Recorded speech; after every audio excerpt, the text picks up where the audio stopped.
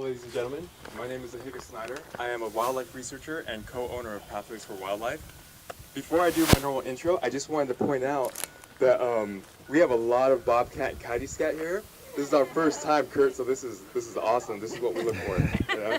So this is being used by bobcats and coyotes. That's our first sign. But so Pathways for Wildlife, we focus on identifying critical linkages. Basically pathways that wildlife use to cross the valley floor. And with the Santa Clara Valley Open Space Authority, we conducted a 2-year-long study of camera monitoring. And we monitored different species using the valley floor to cross via Fisher Creek, which is to the north, and Coyote Creek. So Fisher Flat stands right in between both of those, so it's very important. As Kurt said, location is one of the best things, and we found a lot of movement through those two creeks, and also we are currently conducting a gray fox and bobcat radio collar study, which we're very excited to talk with you about, where we collared 8 bobcats in total, and we will share that with you today. Thank you for having us here today. I created a handout, or we should have created a handout, that's in your packet. I don't know if you want to follow along or just have it for reference later. But we put some different maps and some of the data and photos that we've been collecting via cameras. And as Andrea beautifully put, one of the reasons that Coyote Valley is such a critical wildlife corridor is it literally connects the Sierra Azul Santa Cruz Mountains over to the Diablo range. And it's one of the first open spaces for wildlife to be able to move all the way. If you're looking from the Bay Area all the way down, it's very highly urbanized. And so in the map, they put together a great map showing that. So, look to page 2, but I don't think a lot of people have.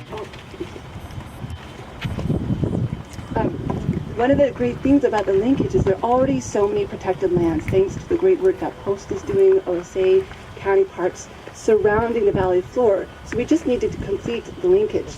And this is really critical, as Anya was saying, for mountain lions. We work really closely with the UC Santa Cruz Puma Project. They've been doing some terrific work, and they have found that the Santa Cruz mountain lions already have low genetic diversity. In fact, they're documenting inbreeding. So we're already on a bit of a dangerous path. So it's really critical to create that linkage that mountain lions and other species can move through. We're also, as you can mention with the bobcat study, we're looking at bobcat genetics. We actually collected via scat, why we were so very excited to see all the scat.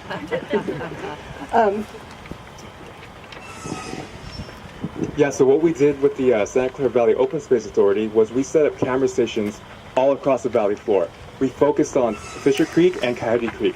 And what we found was multiple species were traveling through, bobcats, gray fox, coyote, deer, but we also found resident species. This means that these are species that actually live here, such as North American badger, bobcat, coyote, gray fox. Now, in our handout, you will see that we have pictures of bobcat kittens, a gray fox pair. Those gray fox pair would eventually have young, and juveniles need to disperse. Just like we need to move, juveniles need to move out of their parental home range and find their own. And what you see with that is you see more movement across the valley floor, more movement across roads.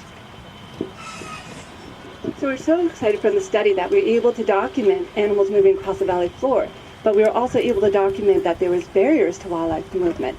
So it was really great. OSA had us put together a map, and we reached out to our partners to talk about how can we increase the permeability? How can we better get animals across the different roads?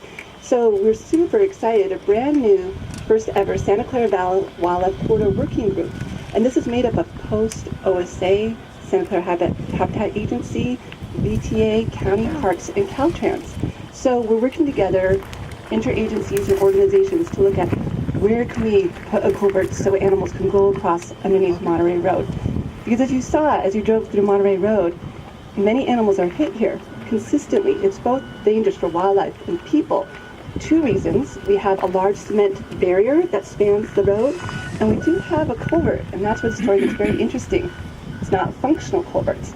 So on the west side, there's large cement debris, on the east side, making it difficult for animals to travel across. And with that, as we started our radio collar study, the story even continued.